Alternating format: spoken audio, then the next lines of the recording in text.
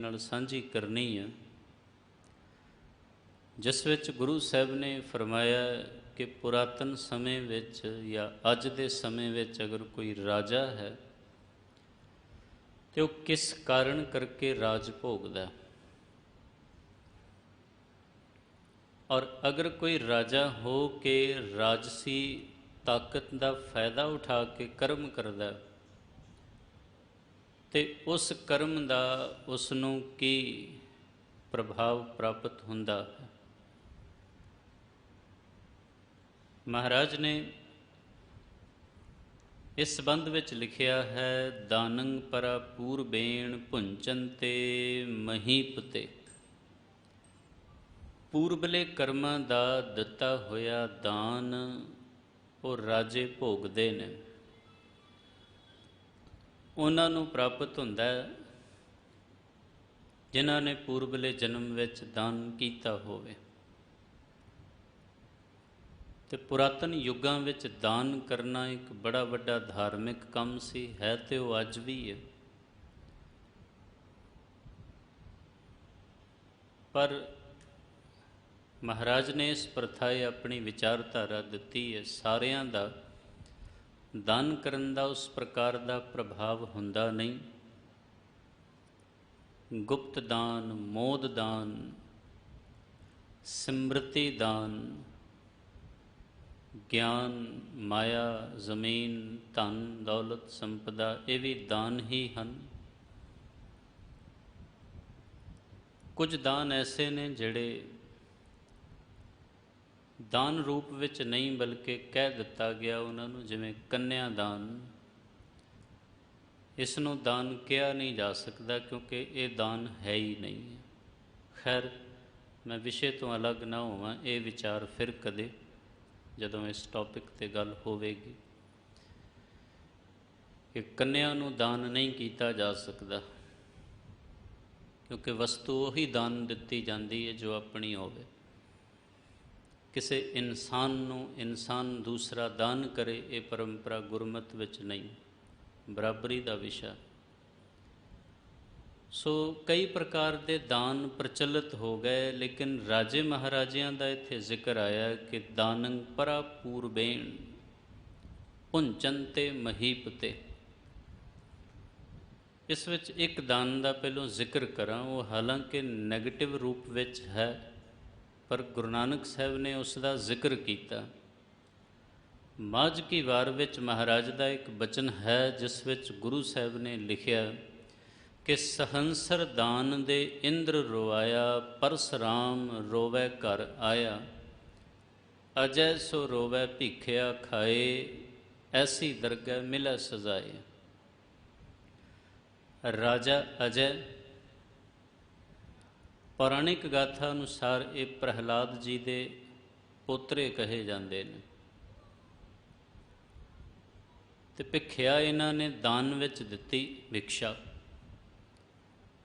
ਇਹਨਾਂ ਕੋਲ ਮਹਾਂਰਿਸ਼ੀ ਆਏ ਔਰ ਕਹਿੰਦੇ ਨੇ ਭਿਕਸ਼ਾਮ ਦੇਹੀ। ਉਸ ਵੇਲੇ ਘੋੜਿਆਂ ਦੇ ਤਬੇਲੇ ਵਿੱਚ ਖੜੇ ਸੀ, ਅਸਤਬਲ ਵਿੱਚ ਖੜੇ ਸੀ, ਦਾਨ ਤੇ ਕਰਦੇ ਸਨ, ਪਰ ਉਸ ਵੇਲੇ ਗੁਮਾਨ ਵਿੱਚ ਭਰੇ ਸੀ, ਹੰਕਾਰ ਵਿੱਚ ਭਰੇ ਸੀ। ਔਰ ਉਸ ਮਹਾਂਰਿਸ਼ੀ ਨੂੰ ਕਹਿੰਦੇ ਨੇ ਬਈ ਇਸ ਵਕਤ ਮੇਰੇ ਕੋਲ ਕੁਛ ਨਹੀਂ ਹੈ, ਰਾਜ ਸਭਾ ਵਿੱਚ ਆਉਣਾ ਫਿਰ ਮੈਂ ਦਿਆਂਗਾ। ਉਹ ਕਹਿੰਦੇ ਨੇ ਜੋ ਹੈ ਇੱਥੇ ਹੀ ਦੇ ਦਿਓ, ਅਸੀਂ ਕੱਲ੍ਹ ਨਹੀਂ ਆ ਸਕਾਂਗੇ। ਉਹ ਕਹਿੰਦੇ ਨਹੀਂ ਜੀ, ਮੈਂ ਅੱਜ ਨਹੀਂ ਦਿਆਂਗਾ, ਅਸਤਬਲ ਵਿੱਚ ਹਾਂ, ਇੱਥੇ ਕੀ ਦੇ ਸਕਦਾ। ਫਿਰ ਉਹਨਾਂ ਨੇ ਜ਼ਿੱਦ ਕੀਤੀ, ਕਹਿੰਦੇ ਨਹੀਂ ਜੋ ਵੀ ਹੈ ਤੁਸੀਂ ਦੇ ਦਿਓ, ਕੀ ਫਰਕ ਪੈਂਦਾ, ਕੱਲ੍ਹ ਵੀ ਦੇਣਾ, ਅੱਜ ਵੀ ਤੁਸੀਂ ਦੇਣਾ, ਤਾਂ ਦੇਣ ਵਾਲੇ ਦੇ ਹੱਥ ਤੇ ਉਹੀ ਰਹਿਣਗੇ ਨਾ, ਸੋ ਦਾਨ ਅੱਜ ਹੀ ਦੇ ਦਿਓ। ਰਾਜੇ ਨੂੰ ਥੋੜ੍ਹਾ ਗੁਮਾਨ ਤੇ ਹੈ ਹੀ ਸੀ, ਇਸ ਵਿੱਚ ਕ੍ਰੋਧ ਵੀ ਆ ਗਿਆ ਕਿ ਮੈਨੂੰ ਸਮਝਾ ਰਿਹਾ। ਕਹਿੰਦੇ ਇੱਥੇ ਤੇ ਅਸਤਬਲ ਹੈ, ਘੋੜਿਆਂ ਦਾ ਤਬੇਲਾ ਹੈ, ਇੱਥੇ ਤੇ ਘੋੜਿਆਂ ਦੀ ਲਿੱਦ ਪਈ ਹੈ, ਇਸ ਤੋਂ ਇਲਾਵਾ ਕੁਛ ਨਹੀਂ ਹੈ। ਕਹਿੰਦੇ ਜੋ ਮਰਜ਼ੀ ਦੇ। ਹੁਣ ਰਿਸ਼ੀ ਵੀ ਥੋੜ੍ਹਾ ਅਲੱਗ ਹੀ ਪ੍ਰਭਾਵ ਵਾਲਾ ਸਨ, ਦੋਨਾਂ ਵਿੱਚੋਂ ਕੋਈ ਵੀ ਘੱਟ ਨਹੀਂ। ਉਹਨਾਂ ਮੰਗਣ ਦੀ ਜ਼ਿੱਦ ਕੀਤੀ, ਉਹਨਾਂ ਦੇਣ ਬਾਬਤ दोनों पक्ष विच होया है कि राजे ने क्रोध विच आके घोड़े की लिद मुट्ठी पर चुकी और वो फकीर की झोली विच पा दी। राजा अजय हुण जदों दान दे आए, वो कहंदे ने भी तेरा दान प्रवान है। हुण प्रवान करते लिया, पर लिया के अपने आश्रम दे पिछले पासे वो लिद सुट दिती। अच्छा, दान दिता होया वधदा, कई गुणा वधदा, तो कई सालां विच उस फकीर दी झोंपड़ी दे पिछे घोड़ियां दी लिद दे लग गए ढेर। वो ढेर वधदा गया, घोड़ियां दी लिद वधदी गई। उही राजा अजय जिसने दान दिता सी, वो शिकार खेडदा खेडदा किसी समय उस ऋषि दे आश्रम दे बाहरों दी गुजरिया, ते घोड़ियां दी लिद ज़्यादा सी। इस करके देख के मन विच शंका आया कि किते कोई फौज ते नहीं आके ठहर गई, इत्थे कोई दूसरा राजा ते नहीं आ गया जिहड़ा इत्थे आके हमलावर हो जाए या मेरे राज के उत्ते कब्जा करदा होवे। क्योंकि लिद का मतलब है घोड़े और घोड़ियां का मतलब है सिपाही, ते सिपाहियां का मतलब है कोई दूसरे राज का हमला, किसी दूसरे राजे वालों हमला किया जाना। हुण इस प्रकार नाल जिस वेले उन्हें सोच विचार की कि कोई दूसरा राजा हमला करन वास्ते आ सकता है,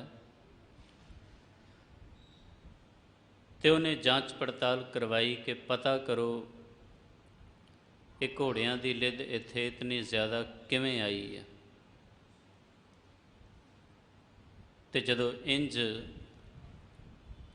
पता करवाया गया तो महर्षि ने उत्तर दिता, कहण लगे भी ये घोड़े की लिद जिहड़ी है, जिन्हें पता करना है वो खुद आके मैनू पूछे। सिपाही ने जाके कह दिता, कहण लगे जी वो महर्षि कह रहे हैं भी जिसनों जानकारी चाहिए वो आप आके पूछे। राजा अजय खुद चला गया, जाके कहंदा भी महापुरुषो दसो कि इतनी घोड़ियां की लिद इत्थे किवें आई है।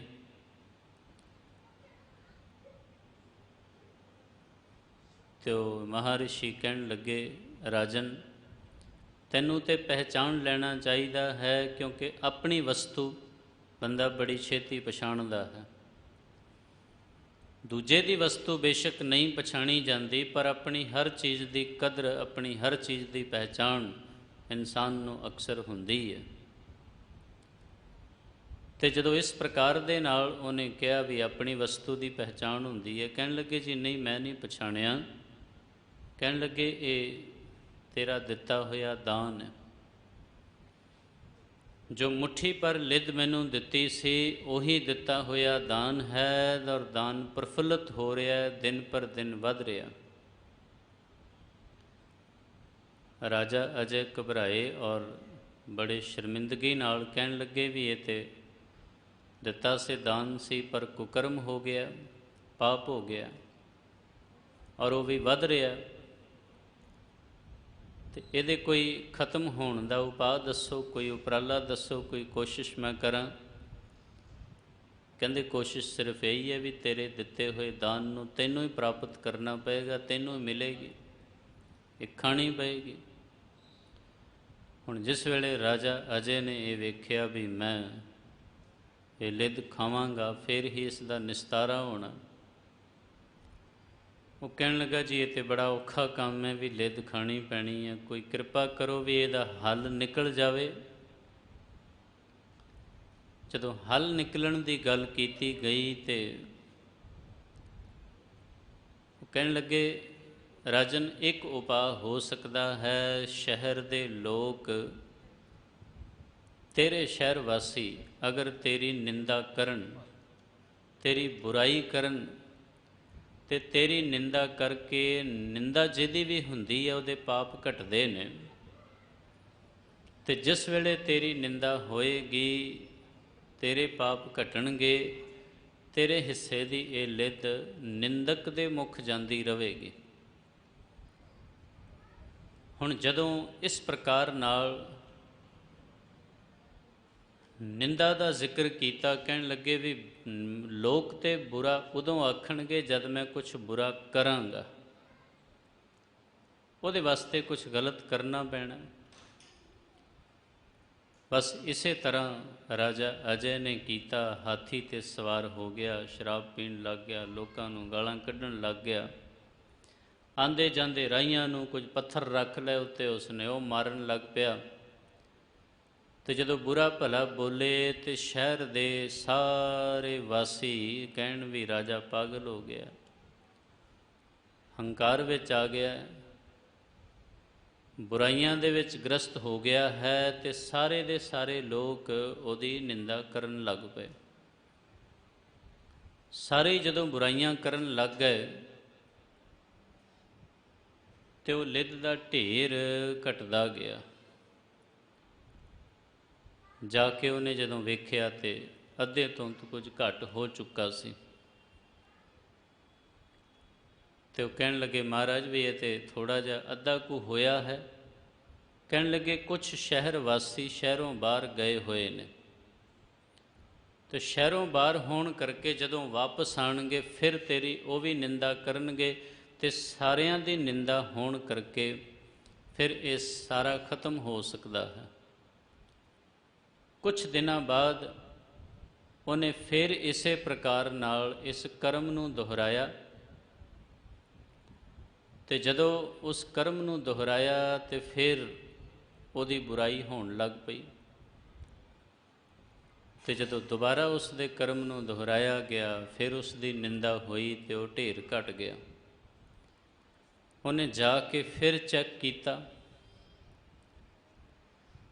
ਤੇ ਜਿੰਨਾ ਕੁ ਉਹਨੇ ਦਾਨ ਦਿੱਤਾ ਸੀ, ਜਿੰਨੀ ਲਿੱਦ ਉਸਨੇ ਦਕਸ਼ਣਾ ਵਜੋਂ ਦਾਨ ਵਜੋਂ ਪਾਈ ਸੀ, ਓਨੀ ਕੁ ਬਚ ਗਈ, ਬਾਕੀ ਸਾਰੀ ਲਿੱਦ ਖਤਮ ਹੋ ਗਈ।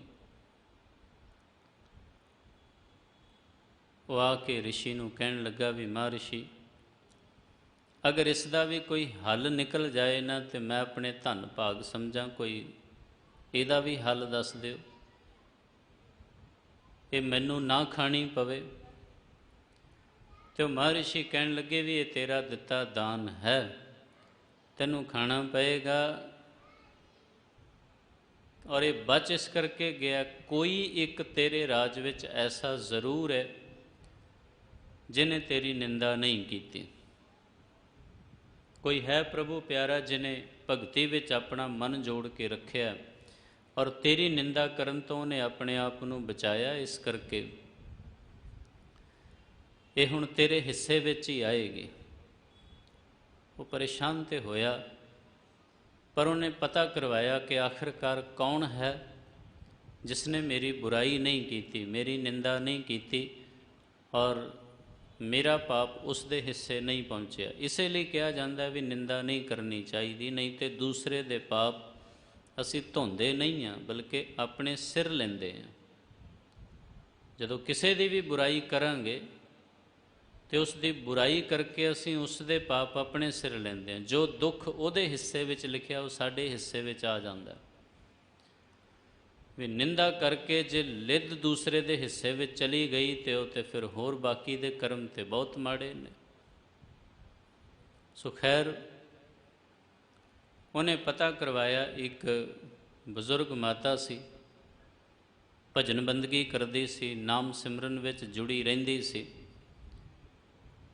ਅੰਮ੍ਰਿਤ ਵੇਲੇ ਦੀ ਸਾਂਭ ਸੰਭਾਲ ਯਾਨੀ ਸਵੇਰੇ ਉੱਠ ਕੇ ਪੂਜਾ ਪਾਠ ਕਰਨਾ ਉਸ ਦਾ ਨਿਤ ਕਰਮ ਸੀ, ਪਰਮੇਸ਼ਰ ਦੀ ਆਰਾਧਨਾ ਕਰਨੀ,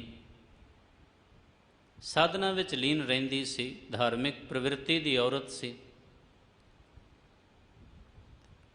ਉਹਨੇ ਨਿੰਦਾ ਨਹੀਂ ਕੀਤੀ, ਉਹ ਨਿੰਦਾ ਤੋਂ ਪਰੇ ਸੀ, ਵੀ ਨਾ ਉਸਤਤ ਨਾ ਨਿੰਦਾ, ਕਿਸੇ ਪ੍ਰਕਾਰ ਦੇ ਸੰਸਾਰਕ ਵਿਅਰਥ ਦੇ ਕਰਮਾਂ ਵਿੱਚ ਉਹਦਾ ਕੋਈ ਰੁਝਾਨ ਨਹੀਂ ਸੀ। ਰਾਜੇ ਨੂੰ ਜਦੋਂ ਪਤਾ ਲੱਗਾ ਕਿ ਕੋਈ ਇੱਕ ਔਰਤ ਹੈ, ਉਹ ਘੋੜੇ 'ਤੇ ਸਵਾਰ ਹੋ ਕੇ ਗਿਆ ਤੇ ਉਸ ਨੂੰ ਜਾ ਕੇ ਪਰੇਸ਼ਾਨ ਕਰਨਾ ਸ਼ੁਰੂ ਕੀਤਾ। ਜਿਸ ਤਰ੍ਹਾਂ ਉਸ ਦੇ ਵਿਹੜੇ ਤੱਕ ਪਹੁੰਚਿਆ ਤੇ ਉਸ ਮਾਈ ਨੇ ਅੰਦਰੋਂ ਦੂਰੋਂ ਹੀ ਕਹਿ ਦਿੱਤਾ ਕਿ ਰਾਜਾ ਅਜੇ ਚਲਾ ਜਾ ਇੱਥੋਂ, ਵੀ ਤੇਰੇ ਹਿੱਸੇ ਦੀ ਲਿੱਦ ਮੈਂ ਨਹੀਂ ਖਾਣੀ। ਮਤਲਬ ਉਹ ਪਹਿਲਾਂ ਹੀ ਸਮਝ ਗਈ ਵੀ ਉਹ ਕਿਸ ਵਾਸਤੇ ਆਇਆ ਹੈ। ਆਪਣੀ ਨਿੰਦਾ ਕਰਵਾਉਣ ਵਾਸਤੇ ਪਹੁੰਚਿਆ ਸੀ, ਬੁਰਾਈ ਕਰਵਾਉਣ ਵਾਸਤੇ ਪਹੁੰਚਿਆ ਸੀ, ਤਾਂ ਕਿ ਕੋਈ ਉਸ ਦੀ ਬੁਰਾਈ ਕਰੇ ਔਰ ਉਸ ਦੇ ਹਿੱਸੇ ਦਾ ਪਾਪ ਦੂਸਰੇ ਦੇ ਪੱਲੇ ਪੈ ਜਾਏ। ਜਦੋਂ ਪਹਿਲਾਂ ਤੋਂ ਰਾਜਾ ਅਜੇ ਨੂੰ ਵਾਪਸ ਕੀਤਾ ਤੇ ਉਹ ਬੜਾ ਸ਼ਰਮਿੰਦਾ ਜਿਹਾ ਹੋ ਕੇ ਵਾਪਸ ਆ ਗਿਆ ਤੇ ਮਹਾਰਿਸ਼ੀ ਦੇ ਝੌਂਪੜੀ ਦੇ ਪਿੱਛੇ ਜੋ ਲਿੱਦ ਪਈ ਸੀ, ਉਹਨੇ ਜੋ ਦਾਨ ਦਿੱਤੀ ਸੀ, ਚੁੱਕ ਕੇ ਲਿਆਂਦੀ ਤੇ ਕਿਸੇ ਪ੍ਰਕਾਰ ਨਾਲ ਉਹਦਾ ਸੇਵਨ ਕੀਤਾ। ਹੁਣ ਇਹ ਗੁਰੂ ਗ੍ਰੰਥ ਸਾਹਿਬ ਮਹਾਰਾਜ ਵਿੱਚ ਲਿਖਿਆ ਹੈ ਕਿ ਅਜੈ ਸੋ ਰੋਵੈ ਭੀਖਿਆ ਖਾਏ, ਵੀ ਜੋ ਭਿੱਖਿਆ ਖਾਧੀ ਉਹਨੇ, ਰਾਜਾ ਅਜੈ ਨੇ, ਉਸੇ ਦਾ ਦਿੱਤਾ ਹੋਇਆ ਦਾਨ ਸੀ ਜੋ ਉਹਨੂੰ ਖਾਣਾ ਪਿਆ। ਹੁਣ ਇਸ ਪ੍ਰਕਾਰ ਨਾਲ ਜੋ ਕੁਛ ਉਹਨੇ ਦਿੱਤਾ ਸੀ ਉਹੀ ਉਹਨੂੰ ਪ੍ਰਾਪਤ ਵੀ ਹੋਇਆ ਤੇ ਜਦੋਂ ਉਹਨੂੰ ਪ੍ਰਾਪਤ ਹੋਇਆ ਤੇ ਉਹ ਰੋ ਰਿਹਾ, ਨਾਲੇ ਉਹ ਲਿੱਦ ਖਾ ਰਿਹਾ। ਹੁਣ ਥੋੜ੍ਹੀ ਜਿਹੀ ਇੱਕ ਨਿੰਦਾ ਉਸ ਦੀ ਇੱਕ ਵਿਅਕਤੀ ਨੇ ਨਹੀਂ ਕੀਤੀ, ਉਹਦੇ ਕਾਰਨ ਕਰਕੇ ਉਹਨੂੰ ਲਿੱਦ ਖਾਣੀ ਪਈ। ਤੇ ਗੁਰੂ ਨਾਨਕ ਸਾਹਿਬ ਮਹਾਰਾਜ ਨੇ ਇਹ ਲਿਖਿਆ, ਕਹਿੰਦੇ ਅਜੈ ਸੋ ਰੋਵੈ ਭੀਖਿਆ ਖਾਏ, ਐਸੀ ਦਰਗਹਿ ਮਿਲੈ ਸਜ਼ਾਏ। ਰੱਬ ਦੀ ਦਰਗਾਹ ਵਿੱਚ ਇਸ ਪ੍ਰਕਾਰ ਦੀ ਉਹ ਸਜ਼ਾ ਪ੍ਰਾਪਤ ਹੁੰਦੀ ਏ ਕਿ ਜੇ ਕੋਈ ਇਨਸਾਨ ਜਿਸ ਪ੍ਰਕਾਰ ਦਾ ਵੀ ਕਰਮ ਕਰ ਬੈਠਦਾ ਹੈ, ਉਹਦੇ ਬਦਲੇ ਵਿੱਚ ਕਈ ਗੁਣਾ ਹੋ ਕੇ ਉਹਦਾ ਕਰਮ ਫਲ ਪ੍ਰਤੀਕਰਮ ਦੇ ਰੂਪ ਵਿੱਚ ਮਿਲਦਾ ਹੈ।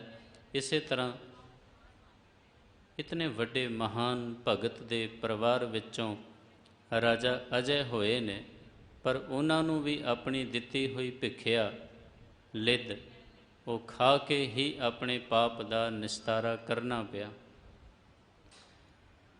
ਸੋ ਦਿੱਤਾ ਹੋਇਆ ਦਾਨ ਫਲੀਭੂਤ ਹੋਇਆ, ਜਿਹਦੇ ਕਾਰਨ ਕਰਕੇ ਉਸ ਨੂੰ ਇਤਨੇ ਵੱਡੇ ਕਸ਼ਟ ਵਿੱਚੋਂ ਗੁਜ਼ਰਨਾ ਪਿਆ। ਸਤਿਗੁਰ ਪਾਤਸ਼ਾਹ ਜੀ ਨੇ ਇਸੇ ਸਿਧਾਂਤ ਨੂੰ ਇੰਝ ਲਿਖਿਆ ਹੈ, ਕਹਿੰਦੇ ਦਾਨੰ ਪਰਾ ਪੂਰਬੇਣ। ਅਗਰ ਬੁਰਾਈ ਦੇ ਕਾਰਨ ਕਰਕੇ ਇੱਕ ਦਾਨ ਇਤਨਾ ਪ੍ਰਫੁੱਲਤ ਹੋਇਆ ਤੇ ਇਸੇ ਦਾ ਪ੍ਰਭਾਵ ਚੰਗਿਆਈ ਦੇ ਰੂਪ ਵਿੱਚ ਵੀ ਤੇ ਹੁੰਦਾ। ਅਗਰ ਚੰਗੇ ਰੂਪ ਵਿੱਚ ਕੋਈ ਦਾਨ ਦਿੰਦਾ, ਫਲੀਭੂਤ ਉਹ ਵੀ ਹੁੰਦਾ, ਉਸ ਦਾ ਫਲ ਵੀ ਕਈ ਗੁਣਾ ਪ੍ਰਾਪਤ ਹੁੰਦਾ। ਸੋ ਜਿੰਨੇ ਵੀ ਰਾਜੇ, ਮਹਾਰਾਜੇ, ਸਮਰਾਟ, ਨਵਾਬ, ਵਲੀ, ਯੋਧੇ, ਇਹ ਸਭ ਪੂਰਬਲੇ ਕੀਤੇ ਕਰਮਾਂ ਦਾ ਫਲ ਹੁੰਦਾ ਹੈ, ਜਿਸ ਕਰਕੇ ਇਹਨਾਂ ਦੇ ਜੀਵਨ ਵਿੱਚ ਰਾਜ ਯੋਗ ਲਿਖਿਆ ਜਾਂਦਾ ਹੈ। ਇਹਨਾਂ ਨੂੰ ਪ੍ਰਮਾਤਮਾ ਵੱਲੋਂ ਹੀ ਰਾਜਾ ਹੋ ਕੇ ਸੁਖ ਭੋਗਣ ਦੀ ਦਾਤ ਪ੍ਰਾਪਤ ਹੁੰਦੀ ਹੈ। ਸਤਿਗੁਰ ਪੰਚਮ ਪਾਤਸ਼ਾਹ ਜੀ ਲਿਖ ਰਹੇ ਨੇ, ਦਾਨੰ ਪਰਾ ਪੂਰਬੇਣ ਭੁੰਜਨ ਤੇ ਮਹੀਪ ਤੇ। ਜਿੰਨੇ ਵੀ ਮਹੀਪ ਹਨ, ਜਿੰਨੇ ਵੀ ਰਾਜੇ ਨੇ, ਇਹ ਪੂਰਬਲੇ ਕਰਮਾਂ ਦਾ ਦਿੱਤਾ ਹੋਇਆ ਦਾਨ ਭੋਗਦੇ ਨੇ। ਉਹੀ ਪਦਾਰਥਾਂ ਦੇ ਰੂਪ ਵਿੱਚ ਇਹਨਾਂ ਸਭਨਾਂ ਨੂੰ ਪ੍ਰਾਪਤ ਹੁੰਦਾ ਹੈ। ਤੇ ਜਦੋਂ ਇਹਨਾਂ ਨੂੰ ਉਹ ਦਾਨ ਪ੍ਰਾਪਤ ਹੁੰਦਾ ਹੈ, ਉਸੇ ਕਾਰਨ ਕਰਕੇ ਇਹਨਾਂ ਦੀ ਵਡਿਆਈ ਸੰਸਾਰ ਦੇ ਵਿੱਚ ਫੈਲਦੀ ਹੈ। ਸੋ ਇਸੇ ਅਵਸਥਾ ਅਨੁਸਾਰ ਸਤਿਗੁਰ ਪਾਤਸ਼ਾਹ ਜੀ ਨੇ ਫਰਮਾਇਆ ਕਿ ਜਿਤਨੇ ਵੀ ਬਾਦਸ਼ਾਹ ਬਣੇ, ਉਹ ਉਹਨਾਂ ਦੇ ਕਰਮ ਫਲ ਦੇ ਪ੍ਰਤੀ ਹੀ ਉਹਨਾਂ ਨੂੰ ਬਾਦਸ਼ਾਹਤ ਪ੍ਰਾਪਤ ਹੋਈ। ਜਿਸ ਪ੍ਰਕਾਰ ਦਾ ਉਹ ਕਰਮ ਕਰਦੇ ਨੇ, ਉਸੇ ਪ੍ਰਕਾਰ ਦੀ ਬਾਦਸ਼ਾਹਤ ਸਭਨਾਂ ਨੂੰ ਪ੍ਰਾਪਤ ਹੁੰਦੀ ਹੈ। ਤੇ ਸਤਿਗੁਰ ਪਾਤਸ਼ਾਹ ਜੀ ਨੇ ਉਸੇ ਬਾਦਸ਼ਾਹਤ ਦਾ ਜ਼ਿਕਰ ਕੀਤਾ। ਦੁੱਖ ਔਰ ਸੁੱਖ ਇਹ ਸਭ ਮਨੁੱਖ ਦੇ ਆਪਣੇ ਕਰਮਾਂ ਦੀ ਖੇਡ ਹੈ। ਜੇ ਮਨੁੱਖ ਦੇ ਕਰਮ ਚੰਗੇ ਨੇ ਤੇ ਉਹਦਾ ਫਲ ਵੀ ਚੰਗਾ, ਤੇ ਜੇ ਇਨਸਾਨ ਦੇ ਕਰਮ ਮਾੜੇ ਨੇ ਤੇ ਉਹਦਾ ਫਲ ਵੀ ਮਾੜਾ। ਬੀਜ ਬੇਸ਼ੱਕ ਥੋੜ੍ਹਾ ਜਿਹਾ ਹੋਵੇ, ਪਰ ਉਸ ਦਾ ਜੋ ਫਲ ਹੁੰਦਾ ਹੈ ਉਹ ਕਈ ਗੁਣਾ ਇਨਸਾਨ ਨੂੰ ਪ੍ਰਾਪਤ ਹੁੰਦਾ ਹੈ। ਮਨੁੱਖ ਕੁਛ ਵੀ ਬੀਜੇ, ਬਾਣੀ ਵਿੱਚ ਲਿਖਿਆ ਮਹਾਰਾਜ ਨੇ कि खेत शरीर जो बीजिए सो अंत खलोआ आए। मनुख अपने कर्म रूपी खेत विच जो भी बीजदा है वो अंत नूं इस नूं वड्ढना पैंदा है, इसे दी वो फसल मन्नी जाती है। इसलिए महाराज ने सिद्धांत दिता है भी जदों असीं अपने जीवन विच कुछ बीजण का यतन करिए ना, अमल कर धरती बीज शब्दों कर सच की आब नित दे पानी। अमल कर धरती, अमल दी धरती होवे, बीज शब्दों कर शब्द दा बीज होवे। अमल कर धरती बीज शब्दों कर सच की आब नित देह पानी। सच दा पानी होवे ते होए किरसान ईमान जमाए लै, भिश्त दोजक मूड़े एव जानी। इसे तरह भिश्त मिलेगी यानी बहिश्त यानी स्वर्ग, ते इसे तरह दोजक मिलेगी यानी कि नरक। भिश्त दोजक मूड़े एव जानी। फिर महाराज ये भी कहते ने मत जान शै गली पाया, मालकै माणै रूप की शोभा, इत विधि जन्म गवाया। जो संसार दा माल असहाब है, इसका जिस प्रकार का भी माण होवे ਉਹਦੇ ਨਾਲ ਇਹ ਜੀਵਨ ਵਿਅਰਥ ਹੀ ਜਾਂਦਾ ਹੈ। ਮਾਲਕ ਮਾਣੈ रूप की शोभा, मनुख ਨੂੰ जो संसारिक रूप प्राप्त होया ਉਹਦੀ जो शोभा है इंसान वास्ते, इत विधि जन्म गवाया। इस विधि नाल ते पूरे ਦਾ पूरा जीवन इंसान व्यर्थ गवा ਲੈਂਦਾ है, उसका कोई लाभ मनुख ਨੂੰ प्राप्त नहीं ਹੁੰਦਾ। इसलिए सतगुर पातशाह जी ने ये फरमाया है कि जिस रूप विच भी असीं कुछ बीजांगे वो सानू कर्म फल बन के कई गुणा हो के मिलेगा।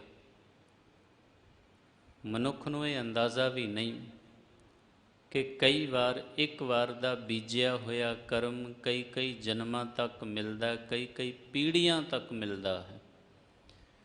मान लो तुसी अपने घर दे विहड़े विच एक अंब दा बूटा लाता, ते अंब दा बूटा तुसीं लाया है, तुसीं ही उसदे फल खा भी लैणे ने।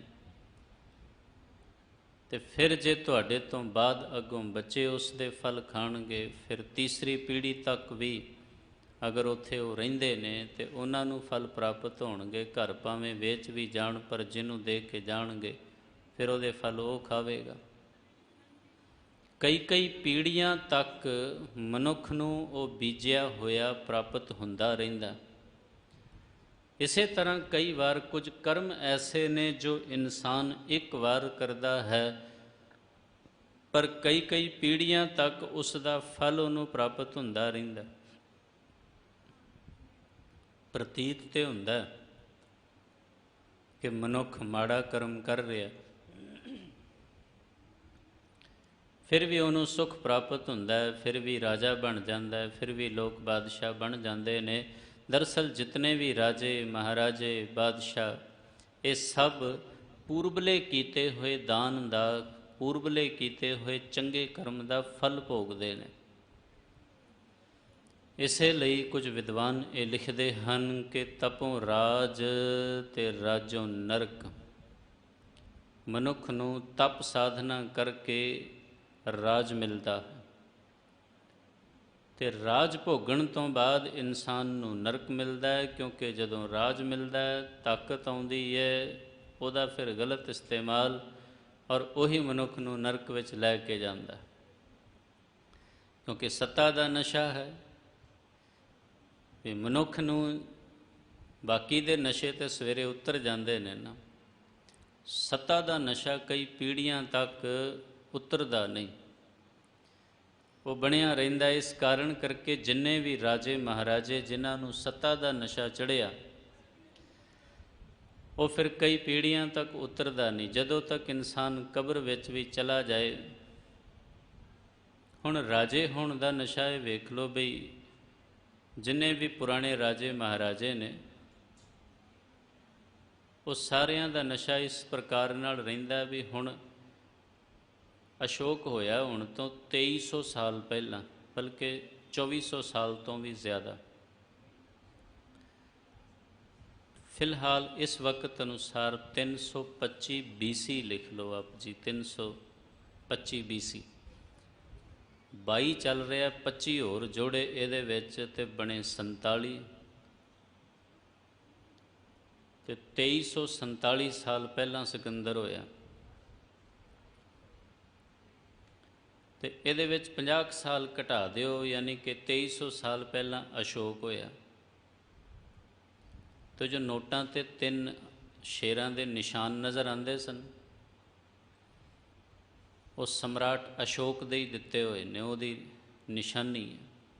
ਹੁਣ ਤੇ ਹਟ ਗਏ, ਹੁਣ ਤੇ ਸਾਡੇ ਗੰਜੇ ਬਾਪੂ ਜੀ ਨੇ, ਉਹ ਦੁਨੀਆ ਲਈ ਹੈਨ, ਖੈਰ ਸਾਡੇ ਵਾਸਤੇ ਨਹੀਂ। ਸਾਡਾ ਬਾਪੂ ਤੇ ਕਲਗੀਧਰ ਪਾਤਸ਼ਾਹ ਹੈ, ਉਹ ਬਣਾ ਦਿੱਤਾ ਇਹਨੂੰ ਵੀ ਠੀਕ ਹੈ, ਵੀ ਪਿਤਾ ਹੈ ਜੀ, ਰਾਸ਼ਟਰ ਪਿਤਾ। ਰਾਸ਼ਟਰ ਹੁਣ ਜਿਸ ਹਿਸਾਬ ਨਾਲ ਬਣਾਉਂਦੇ ਨੇ ਕੋਈ ਇੱਕ ਦੂਸਰੇ ਦੇ ਲਈ ਇਹ ਚੀਜ਼ਾਂ ਚੱਲਦੀਆਂ ਨੇ। ਸੋ ਜੋ ਅਸ਼ੋਕ ਦੀ ਨਿਸ਼ਾਨੀ ਸੀ, ਹੁਣ ਅਸ਼ੋਕ ਹੋਇਆ 2300 ਸਾਲ ਪਹਿਲਾਂ, ਉਹਦੀ ਨਿਸ਼ਾਨੀ ਪਹਿਲੋਂ ਰਾਜਾਂ ਵਿੱਚ ਰਹੀ, ਉਹਦੇ ਇਲਾਕਿਆਂ 'ਚ ਰਹੀ, ਹੁਣ ਉਹ ਨੋਟਾਂ 'ਤੇ ਸੀ। ਤੇ ਅਸ਼ੋਕ ਸਮਰਾਟ ਤੇ ਕਦੋਂ ਦਾ ਸੀ? ਔਰ ਉਹ ਜਿੱਥੇ ਉਹ ਪੜ੍ਹਿਆ ਗੰਧਾਰ ਵਿੱਚ, ਉੱਥੇ ਮੁਸਲਮਾਨਾਂ ਦਾ ਕਬਜ਼ਾ ਆ ਗਿਆ। ਜਿਸ ਇਲਾਕੇ ਵਿੱਚ ਉਹਨੇ ਨਵਾਬ ਬਣ ਕੇ, ਸੂਬੇਦਾਰ ਬਣ ਕੇ ਪਹਿਲੋਂ ਕਮਾਨ ਸੰਭਾਲੀ ਆਪਣੇ ਪਿਓ ਦੇ ਟਾਈਮ, ਉਹ ਜਗ੍ਹਾ ਪਾਕਿਸਤਾਨ ਵਿੱਚ ਰਹਿ ਗਈ। ਤੇ ਜਿੱਥੋਂ ਦਾ ਉਹ ਸਮਰਾਟ ਬਣਿਆ ਪਾਟਲੀ ਪੁੱਤਰ ਦਾ, ਉਹ ਹੁਣ ਇਲਾਕਾ ਪਛੜਿਆ ਜਿਹਾ ਗਿਣਿਆ ਜਾਣ ਲੱਗ ਪਿਆ। ਪਰ ਕਹਿਣ ਨੂੰ ਅੱਜ ਵੀ ਸਮਰਾਟ ਅਸ਼ੋਕ। ਸਾਰੀਆਂ ਨਿਸ਼ਾਨੀਆਂ ਖਤਮ, ਸਾਰੀ ਪਹਿਚਾਣ ਖਤਮ, ਸਾਰਾ ਪ੍ਰਭਾਵ ਖਤਮ, ਪਰ ਰਾਜਸੀ ਜੋ ਪਹਿਚਾਣ ਹੈ, ਜੋ ਨਾਮ ਹੈ, ਜੋ ਰੁਤਬਾ ਹੈ, ਉਹ ਅਜੇ ਵੀ ਕਾਗਜ਼ਾਂ 'ਚ ਬਣਿਆ ਹੋਇਆ। ਰਾਜੇ ਹੋਣ ਦਾ ਇਤਨਾ ਕਿਤੇ ਲਾਭ ਮਿਲਦਾ ਹੀ ਹੈ। ਬੇਸ਼ੱਕ ਮਹਾਰਾਜਾ ਰਣਜੀਤ ਸਿੰਘ ਦੀ ਰਾਜਧਾਨੀ ਸਾਡੇ ਕੋਲ ਨਹੀਂ, ਸਾਰੀਆਂ ਨਿਸ਼ਾਨੀਆਂ ਗਈਆਂ। ਬਸ ਕਹਿਣ ਨੂੰ ਰਹਿ ਗਿਆ ਕਿਤਾਬਾਂ ਵਿੱਚ ਕਿ ਲਾਹੌਰ ਦੇ ਉੱਤੇ ਕਦੇ ਮਹਾਰਾਜਾ ਰਣਜੀਤ ਸਿੰਘ ਰਾਜ ਕਰਦੇ ਸਨ, ਉਦੋਂ ਪੰਜਾਬ ਦੇ ਮਹਾਰਾਜਾ ਕਹੇ ਜਾਂਦੇ ਸੀ। ਪਰ ਹੁਣ ਉਹ ਚਲਾ ਗਿਆ। ਪਰ ਮਹਾਰਾਜਿਆਂ ਦਾ ਜੋ ਪ੍ਰਭਾਵ ਹੈ ਉਹ ਮਿਟਦਾ ਨਹੀਂ, ਤੇ ਐਸਾ ਪ੍ਰਭਾਵ, ਐਸਾ ਅਸਰ ਉਹ ਪੁਰਾਤਨ ਕੀਤੇ ਤਪ ਸਦਕੇ ਆਉਂਦਾ ਹੈ। ਤੇ ਮਹਾਰਾਜ ਨੇ ਇਸ ਲਈ ਕਿਹਾ ਕਿ ਦਾਨੰ ਪਰਾ ਪੂਰਬੇਣ ਭੁੰਚਨ ਤੇ ਮਹੀਪ ਤੇ, ਜੋ ਦਿੱਤਾ ਹੋਇਆ